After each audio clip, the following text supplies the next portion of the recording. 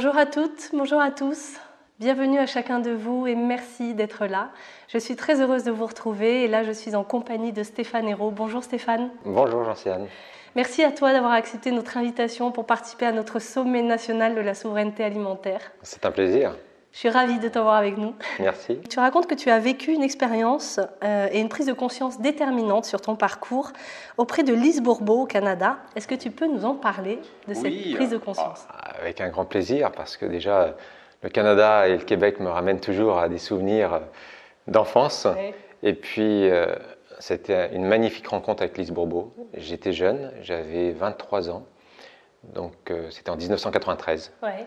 À l'époque où les jeunes de 23 ans ne s'occupaient pas forcément du développement personnel, de la spiritualité. Et j'ai toujours eu une soif, et il y a une amie qui tenait une librairie spirituelle. Elle m'a parlé de Lise Bourbeau, parce qu'à l'époque, je voulais voyager, je voulais faire... Voilà, c'était mon désir. Après mes études, j'avais soif de voyage. Et Lise organisait dans son centre, qui était dans les Laurentides, voilà, des programmes pour des jeunes comme moi, qui voulaient faire du service et à la fois faire ces programmes.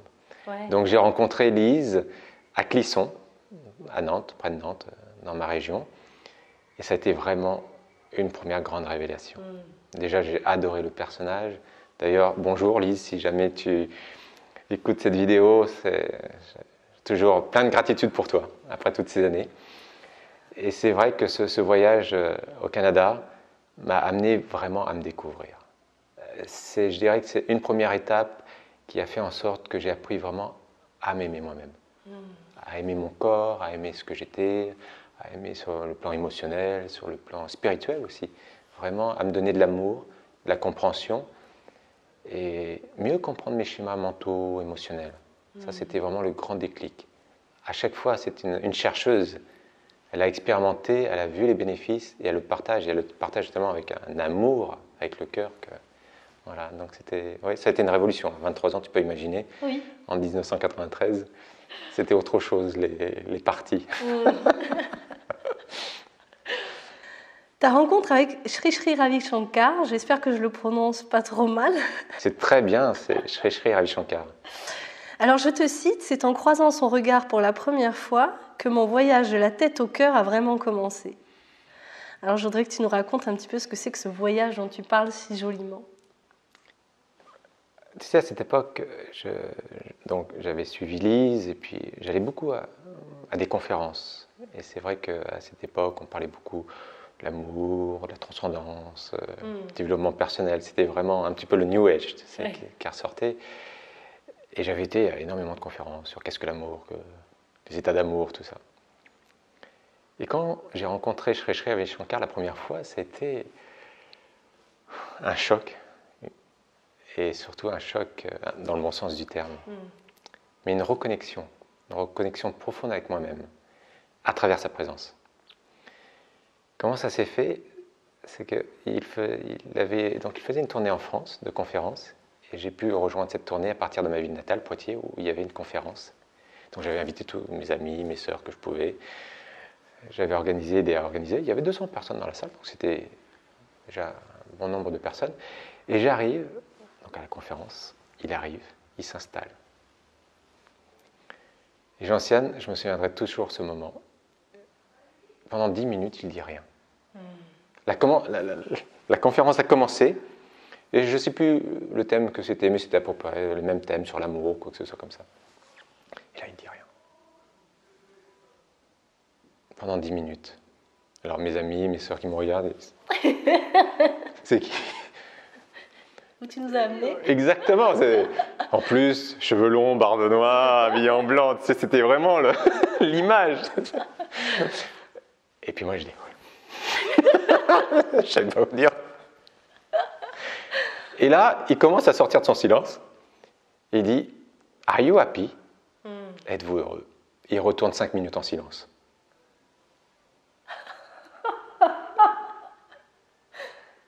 Et à ce moment-là, il y a eu quelque chose qui s'est opéré. Je dis, waouh, quelle force. Il a besoin de prouver rien. Il sait très bien que de toute façon, avec les mots, on n'est que des menteurs. Parce qu'on est incapable d'exprimer ce qui est inexprimable. Simplement sa présence, il diffusait un amour.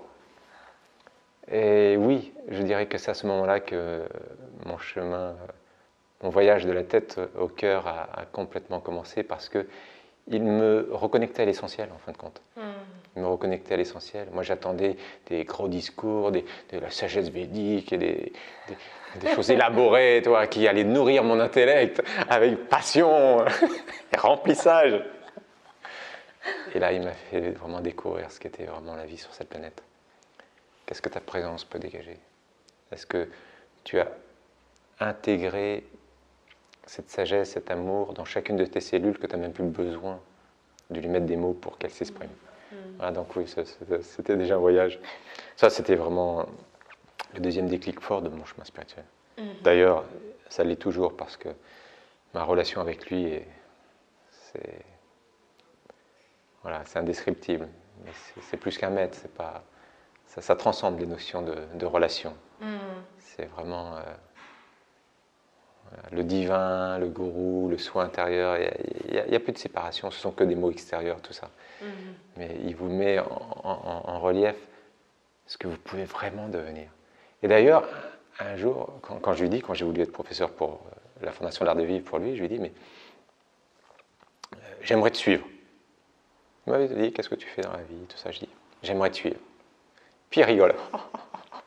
Et il s'en va. Voilà, le choc, c'est comme si vous dites à quelqu'un, je t'aime, et cette personne elle rigole, et puis, ouf, tout d'un coup, elle part de l'écran, et vous restez avec la patate chaude.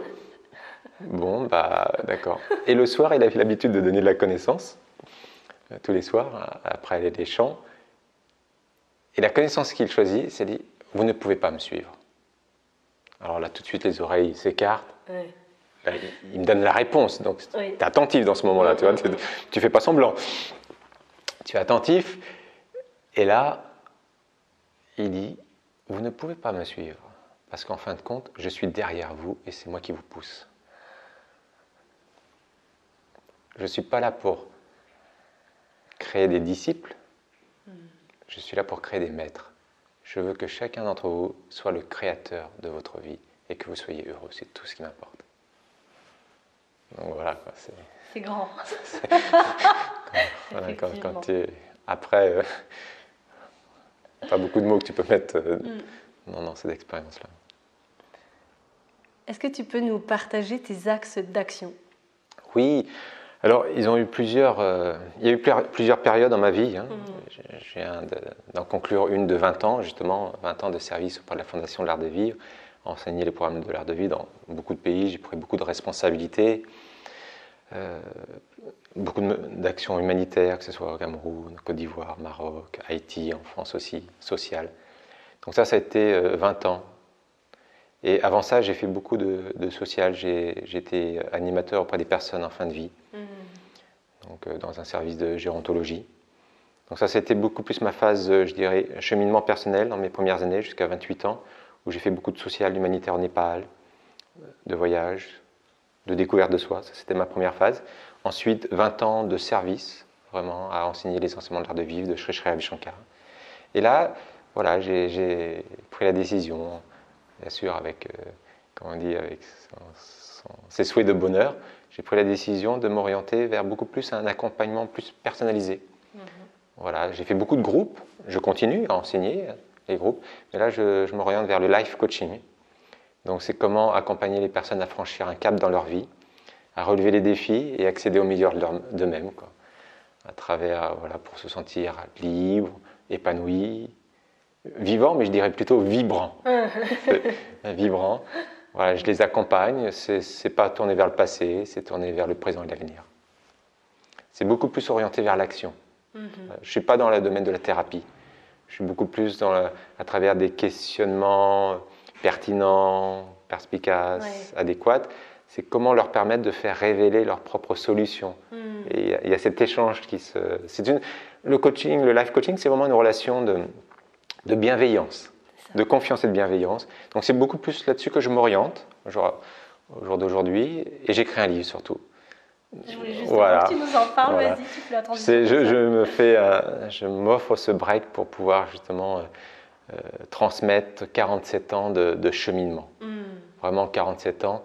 Comment un jeune homme des années 70 vivant dans une cité de banlieue de ville urbaine de Poitiers, de tradition chrétienne, rien à voir avec une tradition védique, rien à voir avec l'Inde, comment son parcours s'est produit, comment il est passé de fumer des joints entre potes à la spiritualité, au développement personnel, comment il s'est éveillé, comment ses premières prises aussi de conscience, mais aussi ses premières expériences d'éveil personnel.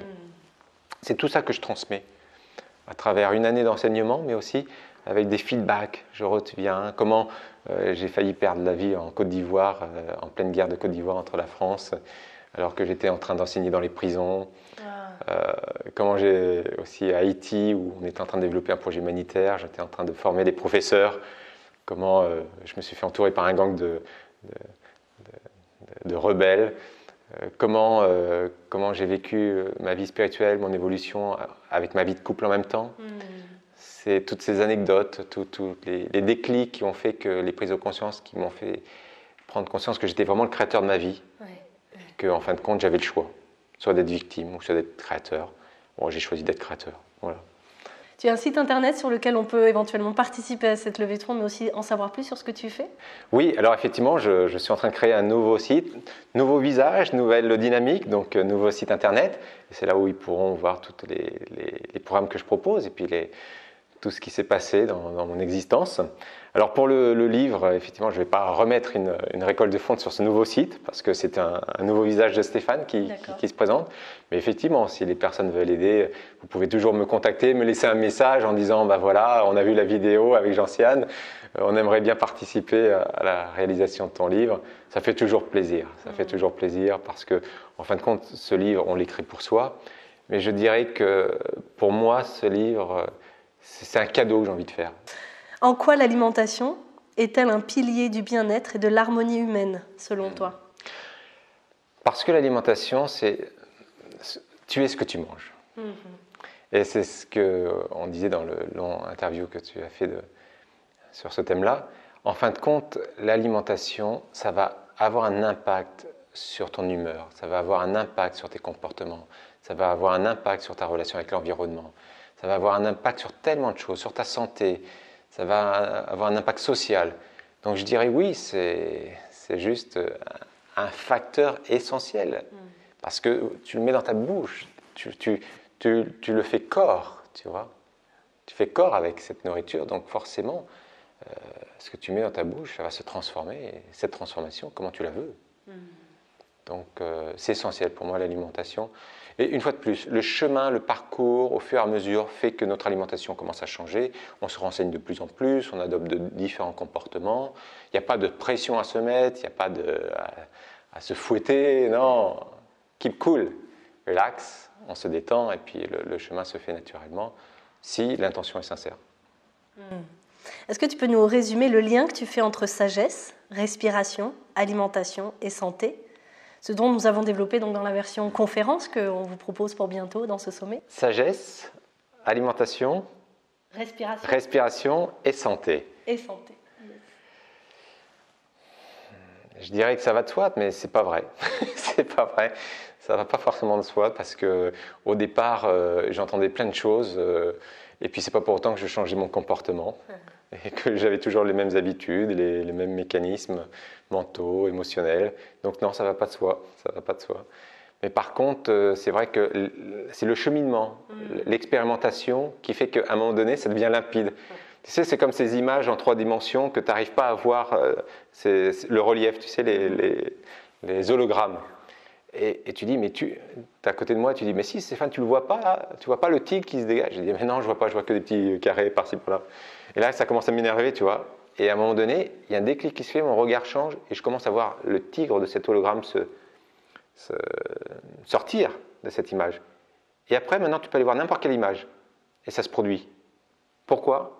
C'est pas que ça n'existait pas, c'est simplement que tu n'avais pas la faculté, l'aptitude à changer ta perception pour voir cet hologramme qui ressort.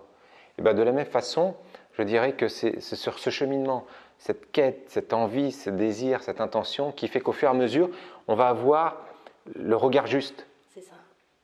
L'aptitude juste, qui fait qu'on n'a plus besoin de mettre de l'effort. Le non-effort devient ta règle. Tu vois, l'effort, généralement, c'est pour le monde de l'environnement extérieur. Tu as besoin de mettre de l'effort. Si tu veux des gros muscles, si tu veux quelque chose, tu as besoin de mettre de l'effort.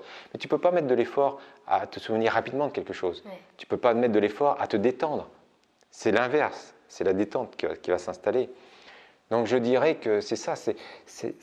Tous ces ingrédients dont tu viens de parler, cette relation, c'est un déclic qui se fait. C'est un déclic qui se fait, c'est une action juste qui se met en place. Alors la sagesse va éveiller la conscience va nous faire changer nos comportements, va avoir un mode alimentaire différent, qui va aussi avoir un impact sur notre santé. Et quand tu es en santé, tu as plus d'énergie. Comme tu as plus d'énergie, tu as plus de temps de qualité. Comme tu as plus de temps de qualité, tu as plus de temps pour ta quête spirituelle. Si tu as plus de temps pour ta quête spirituelle, même si vous travaillez, vous l'introduisez dedans, tes échanges sont mieux, ton sourire revient au beau fixe. Waouh! Un cycle. C'est tout, quoi. C'est tout. Comme disait Patanjali, ce sage des Yoga Sutras, le chemin est long, mais le but est à chaque instant. Voilà. Génial. Selon toi, quels sont les enjeux que l'être humain est en train de traverser, de rencontrer aujourd'hui? Les enjeux, alors il y en a énormément. C'est pas dans une petite vidéo comme ça qu'on va mettre tous les enjeux, mais je crois que je vais revenir sur cette notion d'appartenance et de fraternité.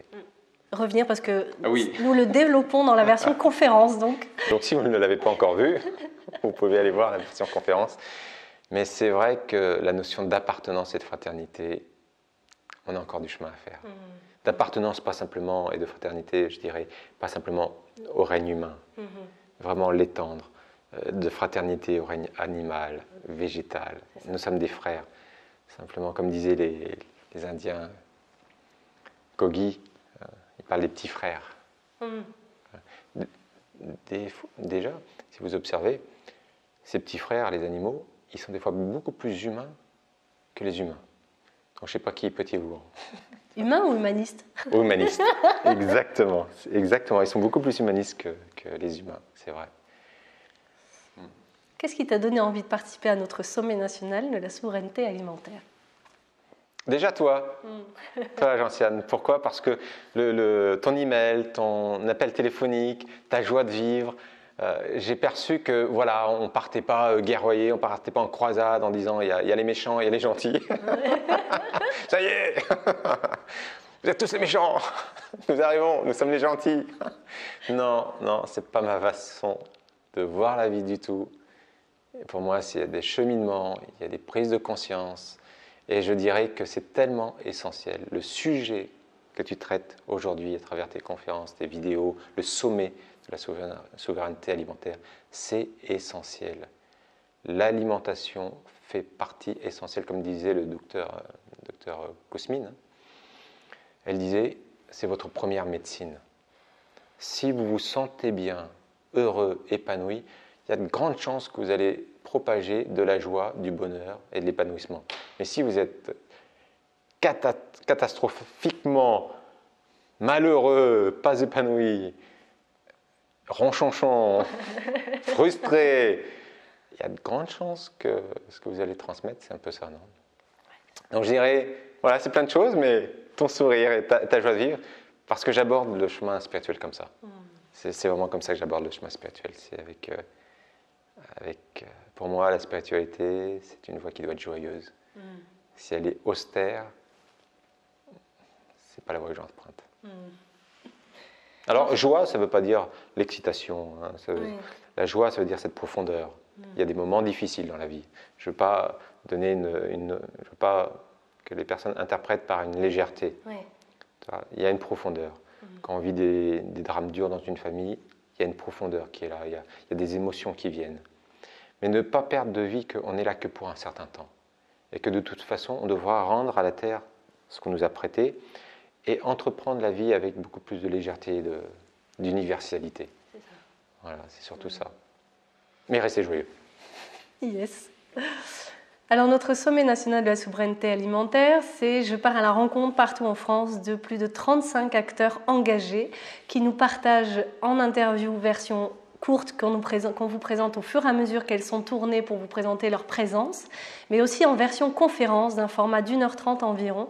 Et tout ce contenu inspirant va vous être proposé en accès libre et gratuit très prochainement au mois d'octobre, donc à la fin du mois d'octobre, pour vous inspirer, pour vous donner envie de cheminer encore plus et encore plus loin sur votre parcours d'éco-citoyen engagé et responsable.